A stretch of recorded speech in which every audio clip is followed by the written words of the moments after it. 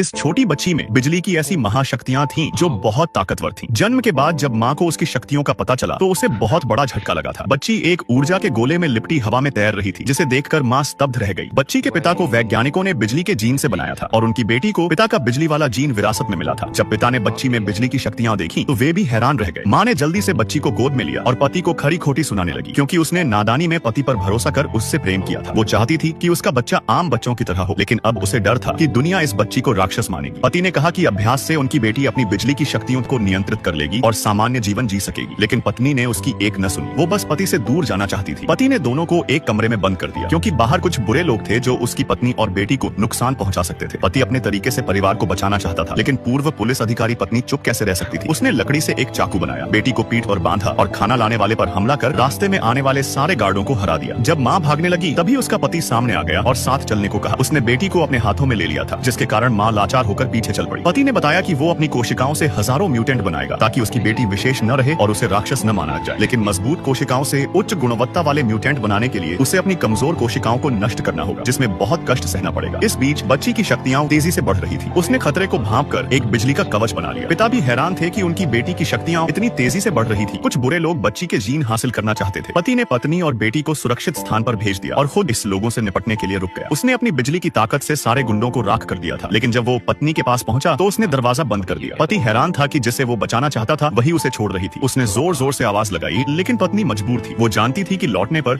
उसकी बेटी को प्रयोगशाला में डाल दिया जाएगा। बाहर की दुनिया में भी बहुत बड़ा खतरा था। एक दिन गुंडों से भागते भागते माँ एक खंडहर में फंस गई। बच्ची खतरा महसूस कर बिजली छोड़ रही थी, क्योंकि वो अपनी शक्तियों को नियंत्रित नहीं कर सकती थी। माँ बिजली के झटकों को सहते हुए दुश्मनों से दूर भाग रही थी। उसने बच्ची को दुश्मनों से छिपा दिया। बच्ची ने अपने चारों ओर एक बिजली का कवच बना लिया। इसके बाद माँ दुश्मनों के बीच फंस गई। वो अपनी बेटी को बचाने के लिए कुछ भी कर सकती थी। जब वो दुश्मनों से लड़ रही थी तभी बच्ची का पिता आया और उसे बचा लिया, लेकिन उन्हें नहीं पता था कि इमारत में एक स्नाइपर छिपा हुआ था, जिसका निशाना बच्ची का पिता था। स्नाइपर ने गोली चलाई, लेकिन पत्नी ने दूर से आती लेजर किरणों को देख लिया और पति की ओर आती गोली को अपने शरीर से रोक लिया था। फिर कुछ कहकर पत्नी दुनिया छोड़ गई थी। पति पूछना चाहता था कि उसकी बेटी कहाँ है। उसने बिजली के झटकों से पत्नी को बचाने की कोशिश की, लेकिन अब बहुत देर हो चुकी थी। पत्नी और बेटी से बिछड़ने के बाद वो गुस्से में पागल जानवर बन गया। उसने छठी मंजिल से छलांग लगाई और सामने की इमारत की छठी मंजिल पर पहुंचकर स्नाइपर के दिल को बिजली से छेद दिया था। अगले दिन एक मजदूर को बच्ची के रोने की आवाज सुनाई दी। उसने बच्ची को बचा लिया और गोद ले लिया। दूसरी ओर पिता का बुरा हाल था। उसकी पत्नी मर चुकी थी और उसकी बेटी लापता थी। वो जानता था कि उसकी बेटी जीवित है, इसलिए उसने और अधिक म्यूटेंट बनाने शुरू कर दिए, ताकि जितने ज्यादा म्यूटेंट हो उसकी बेटी उतनी ही सुरक्षित रहे। 10 महीने बीत गए। एक दिन फोटो खिंचवाते समय बच्ची की आंखों में अचानक नीली रोशनी चमकने लगी, क्योंकि उसके जैसे अन्य म्यूटेंट जन्म ले रहे थे। उसका पिता अब पूरी तरह से बुरा इंसान बन चुका था। अब उसकी बेटी को ही मानवता की रक्षा करनी होगी।